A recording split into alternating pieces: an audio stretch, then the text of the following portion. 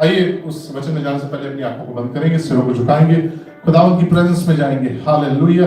परमेश्वर जी, हम आज जब आपके वचन से सीखने जा रहे हैं, आपका जिंदा कलाम हम सबकी जिंदगियों में एक आशीष, एक बरकत का कारण होने पाए। जितने भी खुदावंद तेरे बच्चे यहाँ पे बैठे हैं, जितने इसको यहाँ पे सुन रहे हैं या ऑनलाइन मीडिया के थ्रू सुन रहे हैं, उन सब के ऊपर आपकी आशीष, आपकी बरकत और राहत हो। खुदावंद, जब हम आपके कलाम से सीखें, ये खुदावंद कलाम हम औरों के साथ भी बांटने वाले बन सके। ये कलाम सबके लिए एक बरकत, एक आशीष होने पाए। प्रेज गॉड, हालेलुया, आमेन। मेरा टॉपिक है Until a man is bruised, he cannot be used। मतलब एक इंसान जब तक वो दर्द से ना गुजरे, परमेश्वर उसको इस्तेमाल। अब इसका रीजन है, आज वो सीखेंगे हम कलाम से, क्योंकि कलाम में सबसे पहले ब्रूज मतलब जख्मी है ना, हर जगह से छल्ली मतलब नील पड़े हुए हैं बॉडी के ऊपर, ब्रूजेज और जख्म, दर्द हो रही है। तो सबसे पहले जो जख्म मिला वो आदम को ही मिला। सबसे पहले जख्म मिला आदम को मिला। आदम और हवा बड़े दर्द से गुजरे। उनका दर्द क्या था कि उन्हीं के बेटे ने अपने भाई को मार दिया। So first thing, emotional bruise, जो सबसे ज्यादा इमोशनल ब्रूज उन्होंने फिजिकली देखा और इमोशनली एक्सपीरियंस किया। और कोई छोटी बात नहीं थी, उनके दो ही बेटे थे और एक बेटे ने दूसरे अपने भाई को क्या कर दिया, मार दिया। अब आदम जो था वो कहां से निकला था? अदम की वाटिका से, जहां पे उसने दुख और दर्द एक्सपीरियंस। और जैसे ही अभी ये सडनली बाहर आए हैं, कुछ साल बीते हैं, सबसे पहला उनके लाइफ के अंदर ये एक्सपीरियंस हुआ। अभी तक सब सही चल रहा था। अभी तक वो क्या कर रहे थे? वो खा रहे थे, अपना बीच रहे थे, खा रहे थे, पी रहे थे, एंजॉय कर रहे थे कि चलो वहां से बाहर निकला है, पर अभी तो काम हमारा चल रहा है। पर सडनली क्या हुआ? अचानक दर्द उसके पास पहुंचा और इमोशनल। अब वो अपने बेटे को सजा भी नहीं देना चाहते थे। क्या उन्होंने दी? नहीं दी। आदम और हवा ने कैन को सजा, क्योंकि एक बेटा रह गया, पहले दो थे, एक ने एक को मार दिया, वो सजा भी नहीं दे पा रहे। इतना इमोशनल, अगर आप देखें, वो सजा नहीं दे पा रहे हैं। ये सिर्फ एक स्टोरी जब हम पढ़ते हैं, हम जस्ट रीड कर लेते हैं स्टोरी को और हम आगे निकल जाते हैं कि बस ये एडम और ईव की स्टोरी है। पर आप इस स्टोरी के अंदर देखें कि इमोशनल जो डैमेज एडम और ईव के पास है, आदम और हवा जिससे गुजर रहे हैं, वो इंसान एक्सपीरियंस नहीं कर सकता। कि दो ही लोग उनके पास थे, दो में से एक मर गए, एक ने दूसरे को मारा है, वो दूसरे को सजा नहीं दे सकते। और यहां पे ऐसा क्यों हो रहा है? ये बड़ा इंपॉर्टेंट है। ये यहां पे ये इसलिए हो रहा है क्योंकि यही दो जने हैं जो उनको बहुत प्यारे थे। बिकॉज ये आदम और हवा की क्या बन रहे थे? वीकनेस बन रहे थे। सो पहला पॉइंट है कि जब आपकी लाइफ के अंदर खुदावंद ये ब्रूजेस, ये पेन, ये तकलीफें आ रही हैं, तो ये सोच लेना, this is why, because it is your weakness. हमारी लाइफ में वीकनेस थी, हमारी मॉम, ठीक है, तो हम अपनी मॉम से बड़े अटैच थे, तो वो वीकनेस हमारी लाइफ से निकल खुदा ने वो ले ली कि तुम मिनिस्ट्री, तुम अपने काम नहीं कर पा रहे हो, उस वीकनेस को लेके। Sometimes your weakness are more dear to your life.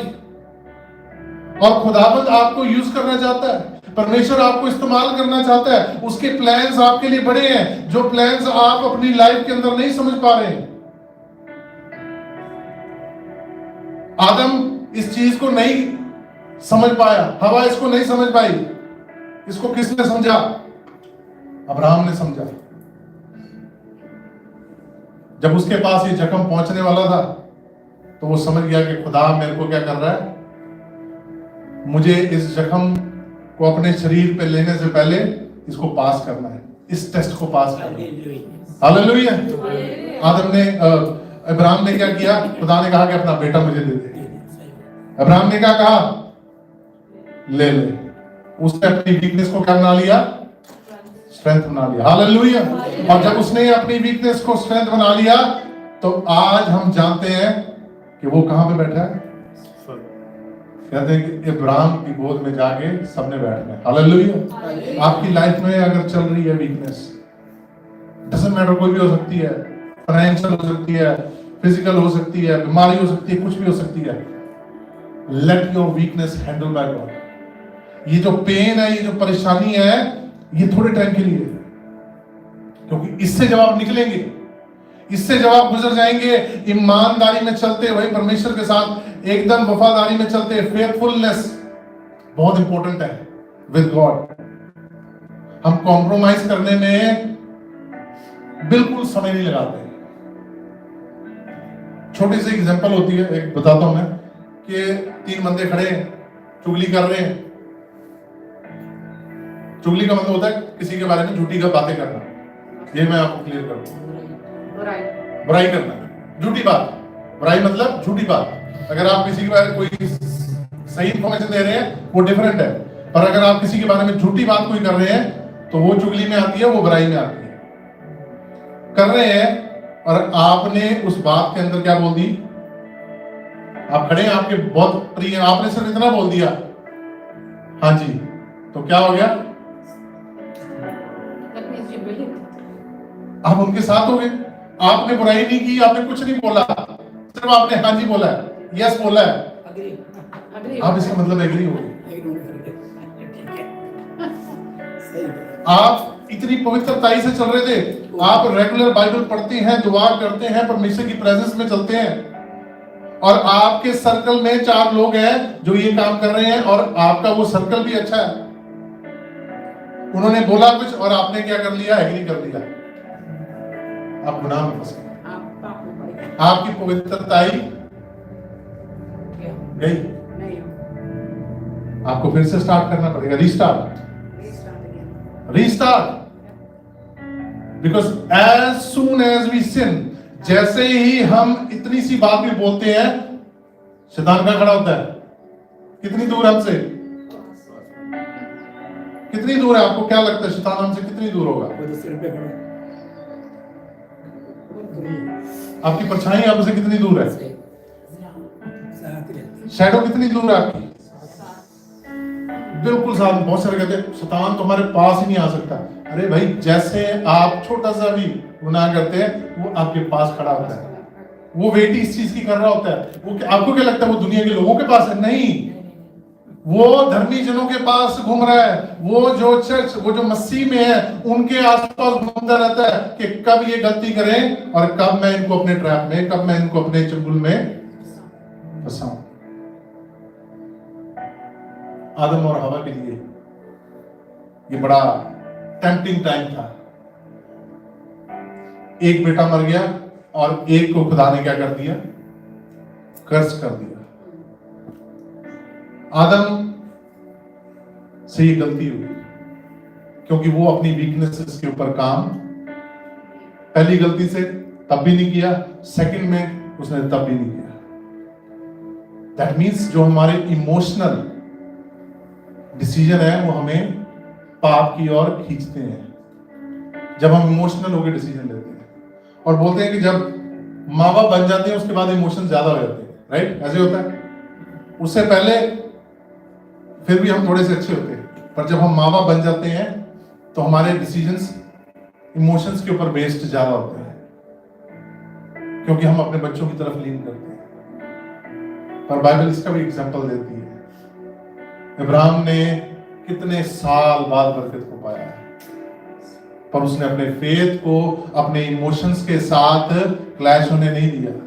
उसने अपने वफादारी को, अपने परमेश्वर की ओर वफादारी को अपने इमोशंस के साथ क्लैश होने नहीं दिया।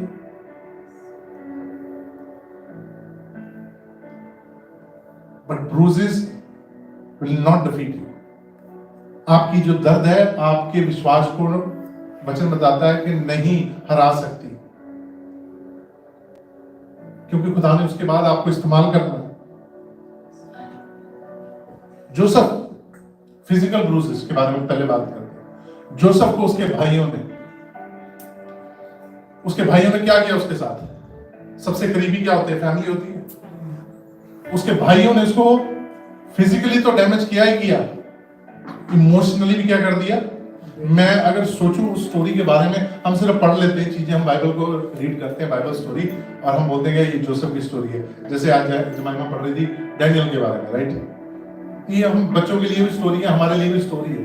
पर अगर आप एक जगह उस जगह पर अपने आप को डाल के देखें कि जोसेफ जो था बड़ा प्राउड फील करता था कि मेरे कितने भाई हैं,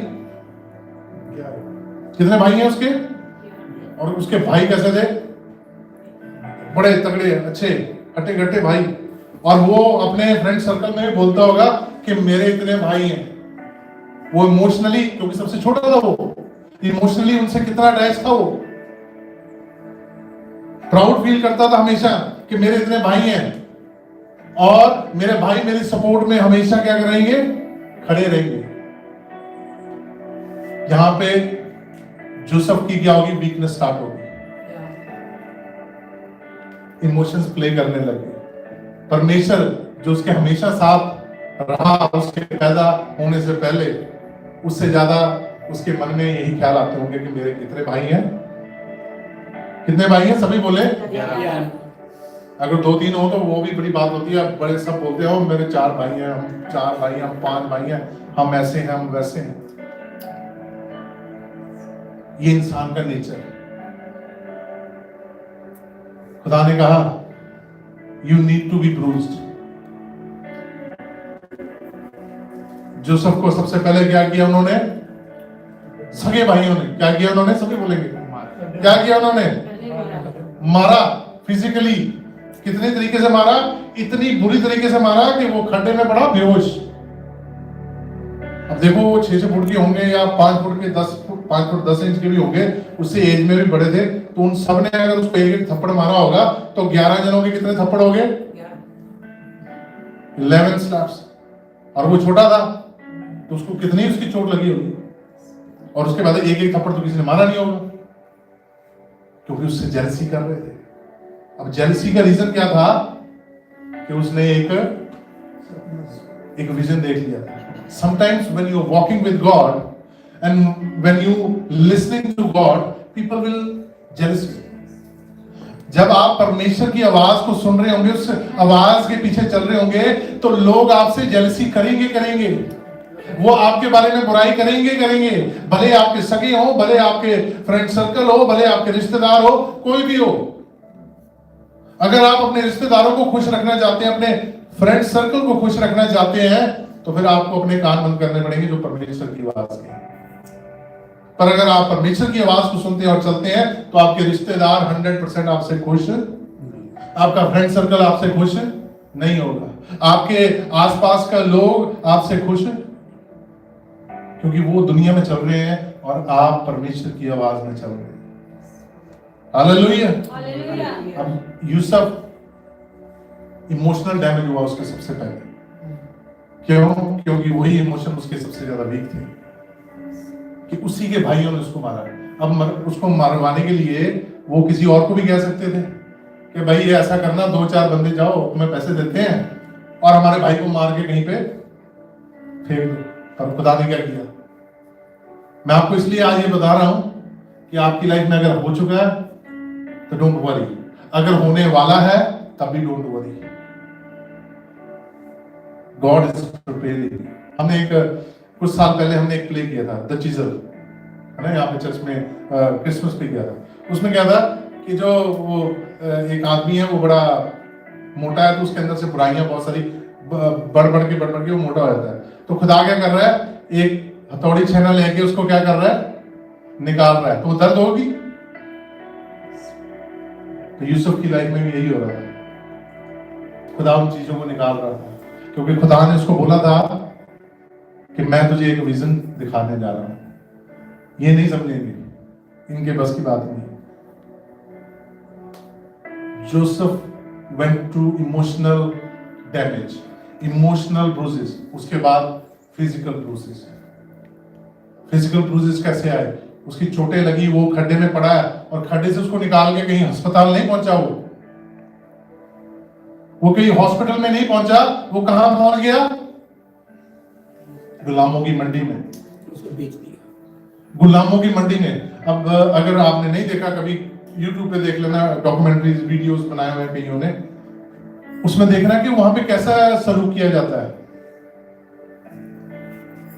गुलामों के साथ कैसा सलूक किया जाता है। अच्छा सलूक किया जाता है? नहीं, उनको बांध के रखा जाता है, उनको लिमिटेड खाना और पानी दिया जाता है। हम सिर्फ देखते हैं जोसेफ का कौन सा वाला पार्ट, जब वो क्या बन गया, गवर्नर बन गया।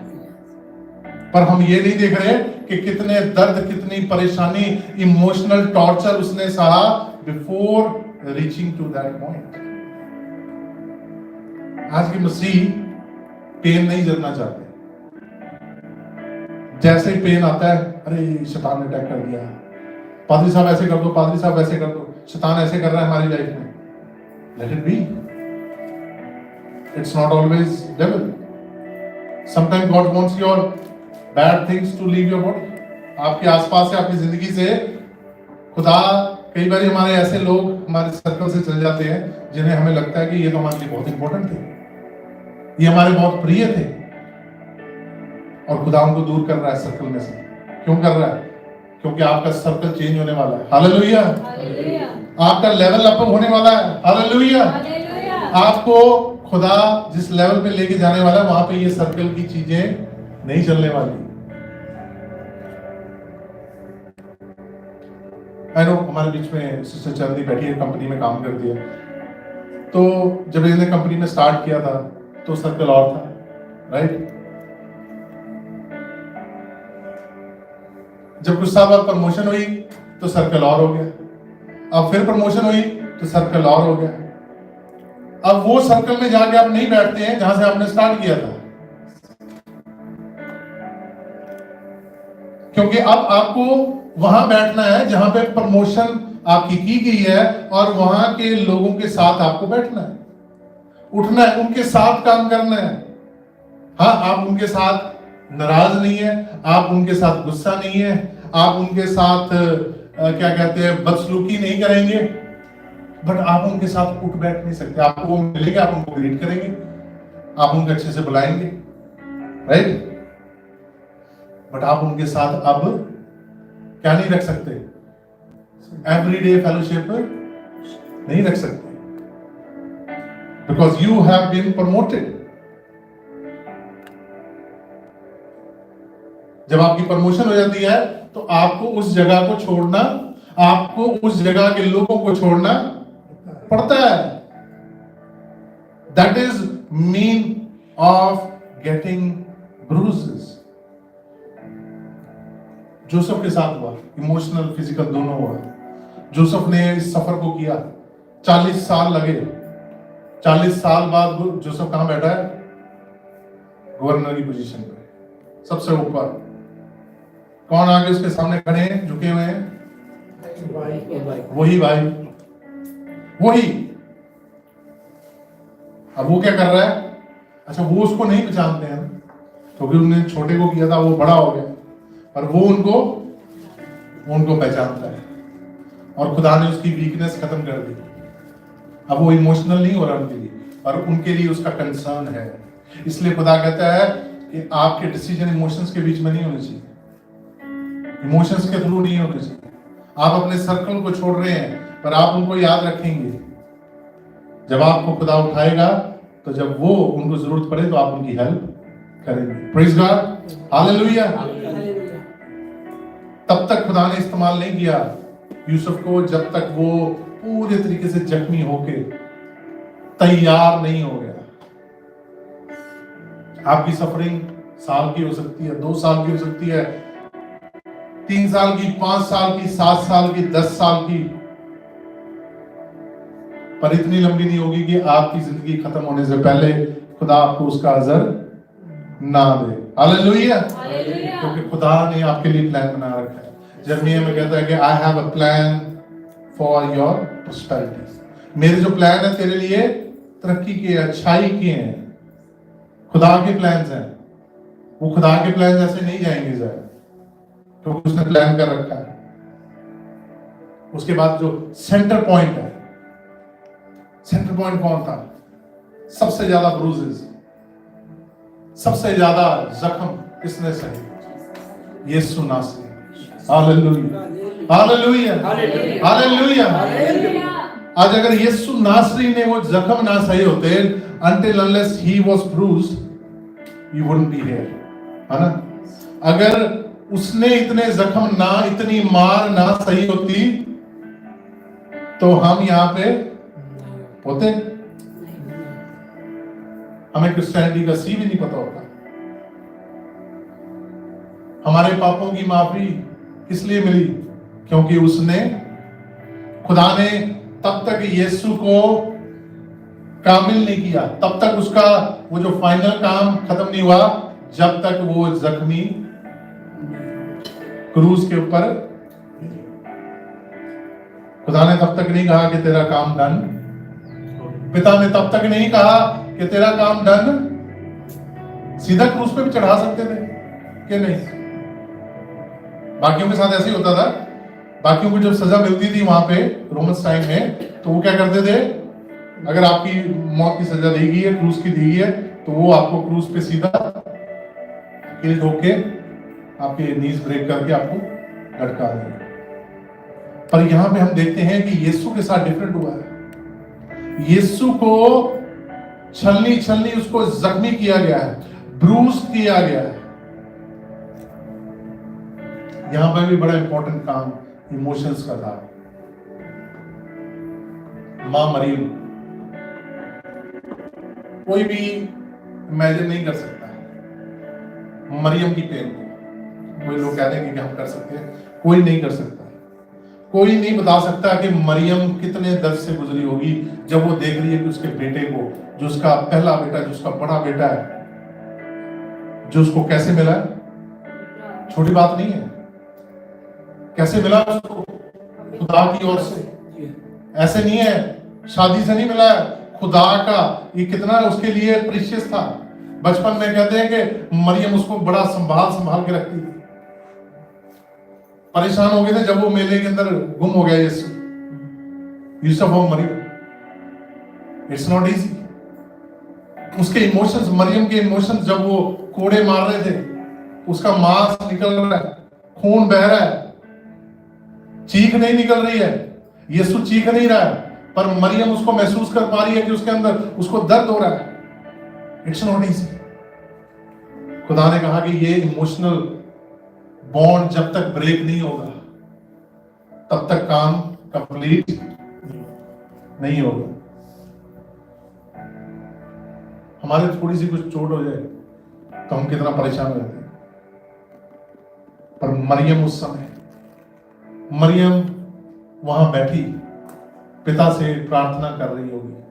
मैं ये सोचता हूं, कह रही होगी कि अगर तो हो सकता है तो कर दे। पर मेरे हाथ में वो राजे के पास नहीं गई, क्योंकि यहां पे जो इमोशनल बॉन्ड था वो ब्रेक होना था। वो इमोशनल बॉन्ड ब्रेक होता है। खुदावंद यीशु वो छलनी ब्रूज्ड जब क्रूज के ऊपर चढ़ता है, God has completed, God has used him. Hallelujah, hallelujah, hallelujah. Easy नहीं था, इजी नहीं था। जोसेफ, मैं आपको आज ये स्टोरीज इसलिए बता रहा हूं क्योंकि बहुत सारे लोग समझते हैं कि हमारे साथ हो रहा है, हम दर्द में से गुजर रहे हैं, बाकी तो बड़े खुश घूम रहे हैं, बाकी तो बड़े हैप्पी घूम रहे हैं। Because this has a certain time. ये थोड़ी समय के लिए है और ये जरूरी है। जिसको खुदा ने बहुत ऊंचा उठाना है, बहुत ऊपर उठाना है, नेक्स्ट लेवल पे लेके जाना है। मैंने कंपनी में जॉब नहीं की है, मेरे को इसलिए नहीं पता। जिन्होंने की है, तो आपकी प्रमोशन से पहले आपके जो बॉस जिन्होंने जॉब करते हैं, वो मेरे को बताएंगे कि क्या आपसे वो मेहनत करवाते हैं अच्छे से? बताइए। यस, वो तो कराते हैं। एक्स्ट्रा मेहनत करनी पड़ती है दूसरों से बहुत ज्यादा, बहुत double, triple, day and night, after hours. क्यों? Because they want to 12 hours करते हैं। क्या करना चाहते हैं? वो आपको प्रमोट करना चाहते हैं और वो देखना चाहते हैं कि ये स्ट्रेस को हैंडल कर पाएंगे उस पोजीशन पे, कि ये सुपरविजन का काम कर पाएंगे। अगर वहां पे 10 जनों की प्रॉब्लम खड़ी हो गई है, क्या ये उस सुपरविजन के अंदर उस 10 प्रॉब्लम्स को सॉल्व कर पाएंगे राइट अवे? आम जिंदगी जीने के लिए कोई प्रॉब्लम नहीं है, ऑफिस गए, काम किया, जितना बताया गया उतना काम करके आगे, इट्स ओके।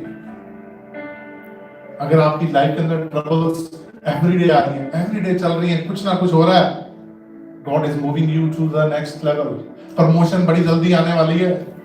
एवरीडे जो चल रही है परेशानी रोजाना की, not one day, not once a year, every day,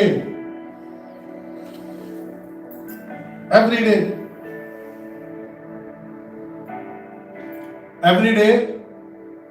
sister Charandeep 2 hours का ड्राइव करके आती है काम में, दैट्स द स्ट्रगल। बहुत सारे करते, नॉट सी अलोन, बहुत सारे ड्राइव करके आते उधर से, पर खुदा देखता है। अगर आप बिना कंप्लेन किए अपने बॉस को परफॉर्मेंस दे रहे हो, तो बॉस क्या कर रहा है? देख रहा है, वो नोट कर रहा है कि आप स्ट्रगल भी कर रहे हैं और आप उसकी कंप्लेन भी नहीं कर रहे हैं। इसलिए आपका बॉस जो ऊपर बैठा है वो भी देख रहा है। इसलिए ज़बूर में क्या कहता है? कहता है कि हर समय, हर वक्त, हर हाल में क्या करो? किसका धन्यवाद करो? दर्द के अंदर भी क्या करो? किसका? किसका? सब बोलेंगे किसका धन्यवाद? परमेश्वर का। यस, अपने फेलो मेंबर्स का भी, कि अगर वो आपके लिए प्रेयर कर रहे हैं उनका भी, पर सबसे पहले वो कहता है कि उस खुदावंद का क्या कर? दर्द में, परेशानी में, तकलीफ में, किसी हाल में भी उसका धन्यवाद कर, क्योंकि आपका बॉस ऊपर से, आपका पिता ऊपर से, और वो क्या देख रहा है कि ये जो एम्प्लॉई है ये परेशानी में भी, तकलीफ में, स्ट्रगल करते हुए भी क्या कह रहा है? थैंक यू बॉस, आपने मुझे क्या दी है? मैंने इसको टफ जॉब दी है, मैंने इसको तकलीफ दे दी, इसको स्ट्रगल दे दी, और तब भी ये क्या बोल रहा है? फिर बॉस क्या करेगा? एक्स्ट्रा इंसेंटिव, रेज, पे में क्या करेगा? रेज। अगर बाकियों को मिल रहे हैं $1 मिल रहा है, तो आपको क्या देगा? कहेगा ये एक्स्ट्रा काम कर रहा है, लेट मी गिव हिम $4। अब अच्छा, दूसरों को लग रहा होगा ये तो भाग रहा है ऐसे, ये तो भाग रही है ऐसे, पर उनको कब दिखेगा? जब फाइनल प्रमोशन होगी, जब आप क्या बन जाएंगे? सुपरवाइजर बन जाएंगे, आप उनसे ऊपर चले जाएंगे, तब वो क्या बोलेंगे? तब उनका डायलॉग एक और चेंज हो जाएगा, ये तो फिर मेहनत कर ही रहा था, या तो ये तो मेहनत कर ही रही थी, इसका तो होना ही था ना, इनके पास तो होना ही था ना। डोंट वरी अबाउट दैट, क्योंकि जो आपने जख्म सही है, जो आपने दर्द सही है, जो आपने परेशानी सही है, जो आपने तकलीफ सही है, खुदा ने उसके लिए आपको इस्तेमाल कर, क्योंकि आप खुदा के साथ वफादार रहे, ना कि इंसानों के साथ, ना कि सिचुएशन के साथ, ना लोगों के साथ जो आपके आसपास है, आप वफादार। इसलिए ये जो वचन लिखा गया है कि चिंता मत कर, तेरा परमेश्वर तुझे प्रोवाइड करेगा, क्योंकि ये जो पंछी हैं, जो जानवर हैं, वो किसके साथ वफादार है? खुदा के साथ। कहता है कि सूरज को जहां पे खड़ा किया वो वहीं का वहीं खड़ा है, वो वफादार है। चांद को जहां पे किया वहीं के वहीं है। पानी की हद ठहराई है तो पानी वहीं का वहीं है। सिर्फ इंसान ही बेवफा हो रहा है, इंसान अपनी मर्जी कर रहा है। But I want to encourage you, मैं सिर्फ आपको इसमें एनकरेज करना चाहता हूं कि अगर you are going through the pain, रोजाना, एवरीडे ग्रीफ हो सकता है, लॉस ऑफ समवन हो सकता है, हो रहा है, हमारे प्रिय चल जाते हैं दुनिया से। ये जो ग्रीफ है, ये जो लॉस है, ये भरता नहीं है, पर अगर वो हुआ है तो उसका मतलब है there is something bigger and better, promotion आ रही है। हम सोचते हैं कई बार कि हमें उसकी जॉब मिल जाए, हमें उसकी पोजीशन मिल जाए, पर खुदा ने हमारे लिए बड़ी बड़ी पोजीशन रखी होती है। Hallelujah, hallelujah. Hallelujah, praise God. क्योंकि गॉड इज रिक्रिएटिंग, खुदा जो है रिक्रिएट कर रहा है। जो चीजें नहीं चाहिए हमारी लाइफ में, उस पोजीशन के लिए, उस प्रमोशन के लिए, उन चीजों को खुदा क्या कर रहा है, निकाल रहा है। उन चीजों को खुदा रिमूव कर रहा है, उन चीजों को खुदा मूव कर रहा है हमारी लाइफ से, हमारे आसपास में सर्कल से मूव कर रहा है चीजों को वो बढ़ाने के लिए। अभी पिछले 2 हफ्ता हो गया, हफ्ता 10 दिन हो गए, हम पास्टर से एक बात कर रहे थे, तो पास्टर बोल रहे कि वो जो हमारे पास आए थे पास्टर ना, वो उनसे बात हो रही थी, तो वो कह रहे हैं कि brother don't worry, we are praying for you, हम आपके लिए रोजाना प्रार्थना कर रहे हैं। और आपकी मिनिस्ट्री के द्वारा खुदा बहुत सारे रूहों को रीच आउट करने वाला है यूएस के अंदर। कह रहा है कि खुदा ने हमें बताया, खुदा हम उसी के लिए हम रोजाना प्रार्थना करें। Don't get disheartened. मैंने कहा नहीं, आई एम नॉट डिसहार्टेड, पर हम अपना काम कर रहे हैं, क्योंकि समय लगता है, चीजों को बदलने के लिए समय लगता है, और बड़ी जल्द होने वाला है। हालेलुया, बड़ी जल्द चेंज होने वाली ये चीजें, बहुत जल्द। कुछ ही दिनों में आप आने वाले समय में देखेंगे खुदा हमें एक बड़ी पोजीशन और ऑर्गेनाइजेशन के साथ जोड़ने वाला है, और खुदा वहां पे इस्तेमाल करने वाला है। तो बड़ी जल्दी आपको वो भी न्यूज अच्छी मिलेगी, गुड न्यूज मिलेगी। God is doing work because we have experienced that process everyday life। मैंने अपनी जिंदगी के अंदर वो अपने ब्रूज वाला जो समय है वो गुजार लिया है, वो समय गुजार लिया, और खुदा ने अब बोला है 25 के अंदर तुम्हारा वो समय खत्म हो गया, 2025 में वो खत्म हो गया, अब तुम्हारा समय दूसरा स्टार्ट हो गया। हालेलुया। तो मैं चाहता हूँ कि आप उस चीज को आमीन करें, आपकी लाइफ में खुदा वो करने वाला है। तो आप पिछले कुछ सालों से जो हमारे साथ जुड़े हुए हैं, जो जानते हैं, और वो उनको मैं भी जानता हूँ, वो भी गुजर रहे हैं, हम भी गुजर रहे हैं, तो मैं उनके लिए भी बताना चाहता हूँ कि 2025 थिंग्स आर गोना चेंज। जब दुनिया के अंदर आपको दिखेगा कि people are struggling, you will prosper. ये मैंने पिछले 2 साल पहले मैं और ब्रदर परमवीर एक दिन हम बात कर रहे थे, तो हम प्रार्थना कर रहे थे एक्चुअली, तो तब ये हमारे पास वचन पहुंचा। खुदा ने कहा कि मैंने इज़ाक को तब ब्लेस किया था जब पूरे एरिया के अंदर क्या था, फैमिन था, अकाल था। मैंने तब इज़ाक को ब्लेस किया। तो हमने उस वचन को लिया और हमने कहा कि खुदा हमको तब ब्लेस करेगा जब सब स्ट्रगल कर रहे होंगे, सब बोलेंगे कि there is no hope.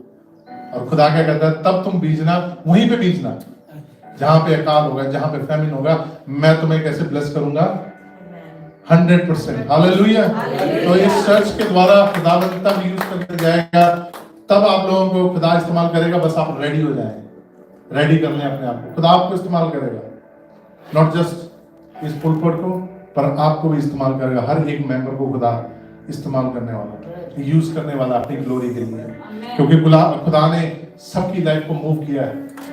I can see that सबकी लाइफ को थोड़ा थोड़ा वो खुदा मूव कर रहा है, क्योंकि हमने एक काम शुरू करना है। हम सब ने, हमने ग्रो अगर कुछ करना है, अपने आप को ग्रो करना है, स्पिरिचुअली ग्रो करना है, फिजिकली ग्रो करना है, फाइनेंशियली ग्रो करना है, तो हमें बीजना स्टार्ट करना पड़ेगा। और मैं सिर्फ ये जो बीजने की मैं फाइनेंशियल बात नहीं कर रहा हूँ, क्योंकि ये मोस्टली यही बात होती है। मैं आपको फाइनेंशियल बात नहीं कर रहा हूँ। फाइनेंशियली आप कर रहे हैं, बहुत अच्छी बात है, नहीं कर रहे वो भी स्टार्ट कर देना। स्पिरिचुअली आपको, आत्मिक तौर पे आपको अपने आप को पवित्रताई में लेके चलना पड़ेगा। सबसे पहला काम आपको यही करना पड़ेगा। आप फाइनेंशियल ग्रोथ से और दूसरी ग्रोथ से पहले आपको स्पिरिचुअल ग्रोथ के अंदर आपको इन्वेस्ट करना पड़ेगा, क्योंकि बीज अगर जब तक आप बोएंगे नहीं तब तक वो बढ़ेगा, फिर काटेंगे कहां से हम ना। जब हमने बीज बोया नहीं होगा तो हम काटेंगे कहां से। तो स्पिरिचुअल ग्रोथ के लिए आपको पवित्रताई में, in the holiness, you have to walk with God. अपने कान जो है वचन और परमेश्वर की आवाज को सुनने के लिए लगाने पड़ेंगे। दुनिया की बातें, दुनिया की कहानियां, स्टोरी सुनने में जितना हो सकता है ना उतना कम कर दें। अच्छा, ये मैं क्यों बता रहा हूं आपको आज हमारा ये टॉपिक क्यों था? आपको पता है, रेड हेफर मतलब लाल बछड़ा जो सैक्रिफाइस के लिए इजराइल के अंदर होने वाला है, जिसके द्वारा थर्ड टेंपल की बिगिनिंग होने वाली है। और जब वो वचन कहता है कि जब वो तीसरी टेंपल की बिगिनिंग होने वाली है, तो समझ जाना क्या होने वाला है, एंड इज नियर। इसलिए मैंने आज ये आपके साथ शेयर की बातें, एंड इज नियर। वो जो थर्ड टेंपल की बिगिनिंग के लिए जो सैक्रिफाइस था, वो इस जुलाई के अंदर कंप्लीट हो जाना है। आई थिंक हो भी गया, उसकी अभी वीडियो उन्होंने रिलीज नहीं की है, पर अगर हो गया तब भी वेल एंड गुड है। अगर नहीं किया हुआ है तो होने वाला है इसी जुलाई के अंदर। आप सब रेडी हो जाएं, द एंड इज नियर। उसके लिए आपको आत्मिक तौर पे तैयार होना पड़ेगा, क्योंकि वो सैक्रिफाइस करने के लिए उनके पास जो रेड हेफर है वो ऑलरेडी उनके पास है। उन्होंने जस्ट उसको क्या करना है, अब रिचुअल को पूरा करना है, उस कुर्बानी को पूरा करना है, और वो शुरुआत होने वाली है। और मैं जानता हूं कि ये बाइबल में अगर ये लिखा गया है तो ये पूरा होने वाला, क्योंकि बाइबल के अंदर 2000 प्रोफेसीज हैं और उनमें से ऑलमोस्ट 1800 प्लस पूरी हो चुकी हैं, गिनती की 100-150 रह गई है। तो आप तैयार हो जाए किसके लिए? एंड के लिए, परमेश्वर के आने के लिए, उठाए जाने के लिए। और आपको वो देखेंगे लोग प्रोस्पेरिटी के अंदर, जब खुदावंद आपको क्या करने जा रहा है, उठाने जा रहा है। और आपने तीसरा काम ये करना है, you have to inherit this kids. ये जो खुदा ने आपको जायदाद दी है, इनको भी आपने तैयार करना है। आपने अपने बच्चों को, अपनी आने वाली जनरेशन को भी तैयार करना है, क्योंकि परमेश्वर का आना समय हम नहीं जानते हैं, टाइम को हम नहीं जानते हैं, पर आना बड़ा जल्द है, पर टाइम को हम नहीं जानते हैं। तो उसके लिए हमें इस हेरिटेज को क्या करना है, तैयार करना है। हालेलुया। सो आज अगर आप तकलीफ से गुजर रहे हैं, परेशानी से गुजर रहे हैं, मैं सब आपको बताना चाहता हूं कि खुदा ने आपके लिए बहुत अच्छा प्लान किया है। खुदा का जो प्लान है वो आपको नेक्स्ट लेवल, आपकी प्रमोशन के लिए, you are going to be promoted to the next level. आपकी जितना समय था वो परेशानी का, वो तकलीफ का, वो निकल गया है। वो जो आपने गुजारने थे दर्द के दिन, परेशानी के, तकलीफ के, उदासी के, वो सब निकल गए हैं। Now is the time for the next level promotion. Hallelujah, hallelujah. आइए अपनी आंखों को बंद करते हैं, सिरों को झुकाते हैं, हम प्रार्थना में जाएंगे। हम पास्टर जी के साथ मिलके दुआ में जाएंगे, ताकि हर एक जो इस समय उस दर्द, उस परेशानी से गुजर रहा है, वो खुदावंद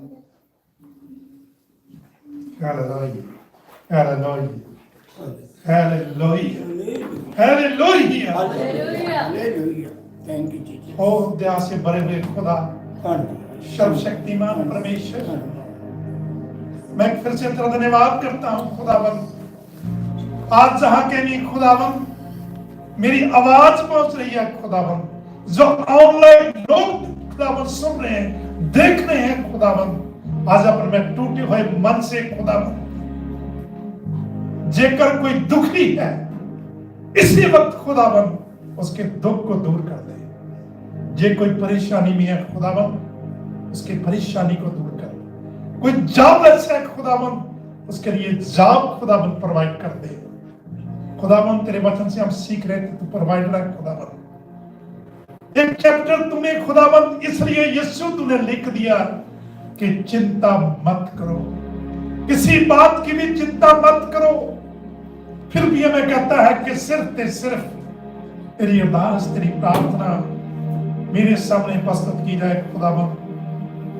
जब हम फिजिकली खुदावंद अपने प्रमोशन के लिए जब हम सर्विस में होते हैं, हार्ड वर्क करते हैं खुदावंद, ये तो बहुत बड़ी बात है खुदावंद। हमें तो तैयार कर खुदावंद, हम हार्ड वर्क करके खुदावंद उस औहदे तक पहुंच सके खुदावंद, उस मंजिल तक पहुंच सके जिस मंजिल की बात पौलुस रसूल करता है कि मैं उस निशाने की ओर दौड़ा जा रहा हूं जिसके लिए यीशु ने मुझे बुलाया। आज मेरे और आपको भी उसी निशाने की ओर दौड़ना है, अनंत जीवन की दौड़ में दौड़ना है, उस दौड़ में दौड़ना है। जैसे परसों रसूल कहता है, मैं बेठुका नहीं दौड़ रहा हूं, मैं उस दौड़ में दौड़ रहा हूं कि उस दौड़ में पाके मैं ओ ताज, ओ मुकुट, ओ जीवन का मुकुट पा सकूं। खुदावंद, जितने भी आज किसी किस्म की भी खुदावंद इसकी फैमिली के अंदर प्रॉब्लम है यीशु, स्पेशल खुदावंद मेरी आज प्रार्थना है खुदावंद परवीर के डैडी के लिए खुदावंद जख्मों को हील करने वाला खुदा है। मैं चाहता हूं खुदावंद इसी वक्त तेरे लहू में वो पावरें हैं जो खुदावंद हील कर देती है हर जख्म को खुदावंद, और दुख को हील करती है खुदावंद, जैसे असूब को खुदावंद, जैसे यूसुफ के खुदावंद मार पीट के उसके भाइयों ने जख्म दिए थे खुदावंद, और तूने खुदावंद The Lord's Prayer, our Father in heaven, your name and kingdom are holy. Your will is done on earth and heaven too. Give us today the food we need. Forgive us if we do wrong, just as we forgive others. Keep us away from evil things, for we are your children. And for your forever and ever. Amen. पिता का पार यीशु रंगा पवित्र आत्मा की समागता और तोड़ा के बीच करता है। ये चर्च के छोटे बच्चे से लेके बड़े तमाम पास्टर, तमाम विश्वासी साहब, सारे संतों के साथ जब तक तू बादलों पर आए सबके साथ होती रहे। आमीन आमीन आमीन। God bless all of you. सबको जय मसीह की।